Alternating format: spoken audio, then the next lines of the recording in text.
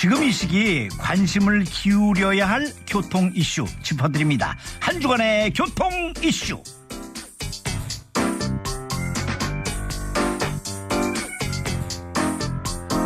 경찰청이 국민안전위협과 비난의 대상인 음주와 난폭, 보복 운전에 더해서요 얌체 행위를 3대 교통 반칙 행위로 정했습니다. 특히 그 고속도로 교통안전 확보 차원에서 하늘과 땅에서 이 3대 교통 반칙을 공동 감시하는 이건 이제 완전히 입체 단속이죠. 펼치고 있습니다. 자세한 내용을 김경배 교통전문위원에게 들어봅니다. 안녕하세요. 네, 안녕하십니까. 네. 이 고속도로 안전운행을 위협하는 3대 교통 반칙 집중 단속을 선포한 경찰이요. 이 하늘과 땅을 수시로 꿰뚫는 그 입체 단속을 펼친다면서요?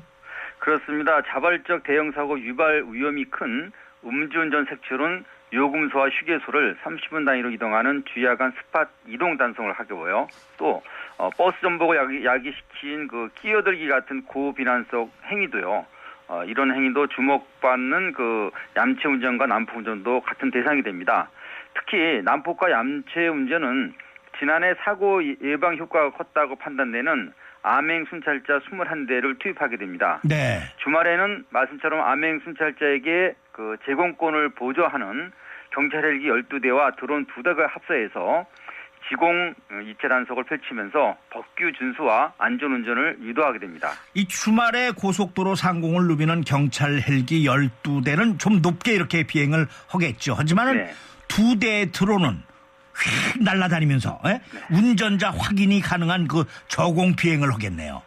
그렇습니다. 한국도로공사로부터 주말마다 협조받게 되는 드론 운영은 5월 14일까지 경부와 영동 그리고 서해안선에서 버스 전용차로 갓길 운행 등을 하는 이런 얌체 운전자를 촬영하게 됩니다. 직경 1m의 그 중량 5kg인 드론은요, 지상 25m에서 30m 상공에서 약 20분간 비행을 할 수 있고요.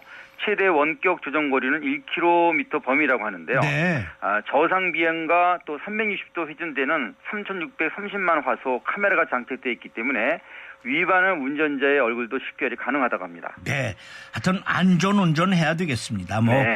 걸리는 게 걱정돼서가 아니라 자신을 위해서 안전운전 해야죠. 네. 다음으로 넘어가죠. 네. 탱크로리 차에 어떤 물질이 실려 있는지 모르니까 이게 좀 겁이 나지 않습니까? 네. 국토교통부가 위험물질 운송 차량에 GPS를 부착한다면서요? 네. 이 큰 사고가 터질 때마다 위험물질 안전관리 체계를 확립한다고 할 뿐 그동안 제대로 된 게 없었는데 지난해 8월 국민안전처가 화학물질 운송 차량에 대한 실시간 모니터링이라는 것을 처음 제기했습니다. 당시 부산과 울산 지역에서 발생됐던 화학물질 악취 소동을 기화로 해서 화학물질 운반 차량의 실시간 모니터링 구축의 중요성이 어필된 셈이라고 할 수 있겠는데요. 또 이우연 의원께서도요, 10월 27일 지난해죠, 물류정책기본법을 발의했는데 이 개정안이 며칠 전 3월 2일 국회 본회의를 통과되면서 내년도에 국토교통부 모니터링 시스템 구축에 힘을 받게 된 것으로 알려지고 있습니다. 내년이면 2018년부터인데 GPS 단말기를 부착해서 위험물질 운송 차량의 도로 운송 과정을 실시간으로 감시한다. 이러면 이제 환경부 참여도 필요할 것 같아요. 네, 그렇습니다. 실시간 감시해서라도 안전사고와 환경피해를 예방한다고 하니까 서로의 공조가 더 필요하다고 판단되는데요.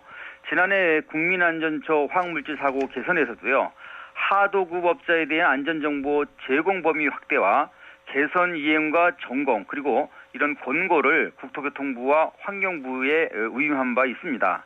국토교통부는 위험물질 안전관리 체계인 물류정책기본법의 3월 개정에 따라서 하위 법령과 또 기준 정비 절차를 거친 다음에 교통안전공단에게 위험물질 운송안전관리센터를 설치해서 운영하게 할 계획이라고 이렇게 알려지고 있습니다. 네. 이 유류하고 유독성 물질, 또 가스 운송차에 이게 만약에 터널에서 사고가 났다. 그러면 화재 폭발 위험이 크고 강에 추락했다. 그러면 식수원이 오염되고 문제가 많죠. 그렇습니다. 실제 관련된 사고도 참 많았습니다. 특히 도로도 위험한데 더욱다나 그 장대 터널 사고는요. 네. 화재로 인한 열기와 또 이 연기에 더해서 폭발할 수 있으니까요. 기사분들은 정말 조심 운전하시는 것이 좋겠습니다. 네.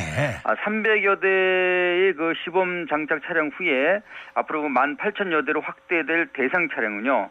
주로 유해 화학물질과 고압가스 또 인화성 물질 등을 싣고 다니는 운송 차량이 되겠고요. 오염물질 운송 중에 도로교통사고가 발생되면 막대한 인명과 재산상 피해만이 아닌 상수원과 또 토양 오염 등의 2차 피해로 이어질 수 있는 문제가 크기 때문에 이렇게 취해진 조치라고 봅니다. 네. 식수원 오염 사고 때문에 이제 통행 제한을 하는 건데 이 잘 안 지켜지니까 상시 운행 감시를 한다. 뭐 이런 얘기겠죠. 그렇습니다. 1999년 3월 2일 오전 2시 45분경 춘천댐 인근 5월교에서요. 쌍용정유 소속 16톤 유조차가 추락을 했습니다. 당시 25m 깊이의 춘천호에 흘러든 경유 2만 리터가 상수원을 오염시키면서 전체 수질 오염 사고 70% 이상이 이런 유독물에 의한 것이라고 이렇게 밝혀졌었죠. 그리고 2016년 5월 20일 그 경부고속도로 상행성 117km 지점에서 탱크로리가 방음벽을 충돌하면서 화재가 난 역시요. 이때 그 쏟아낸 경유 32,000리터에 불이 붙었고 소방차 100여 대가 출동을 하는 이런 소동이 벌어지면서 철도 기차과 마을 공포까지 한때 위험을 몰아넣은 적도 있지만요. 결국 그 유료오염에 의한 그 피해 농가 보상은 지금도 잘 안 되고 있다고 합니다. 그 지금도 안 되고 있다고 그래요? 네. 야, 그 참. 하여간 큰 차들 이 탱크로리 운전하시는 분들은 뭐 주의하시겠지만